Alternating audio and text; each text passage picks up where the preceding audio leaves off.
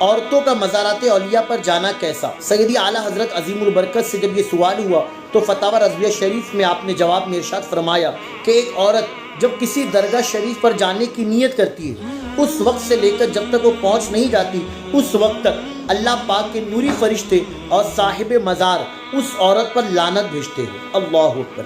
پھر آگے آپ ارشاد فرماتے ہیں کہ وہ میری بہن جو درگاہ شریف پر جا کر جو کچھ کرنے والی تھی، یعنی قرآن پاک کی تلاوت، دعا، ذکر و اذکار، وہ سارے کام اپنے گھر ہی پر رہ کر کرے تو انشاءاللہ وہ صاحب مزار کے وسیلے سے دعا کرے گی، میرا مولا ضرور قبول فرمائے گا۔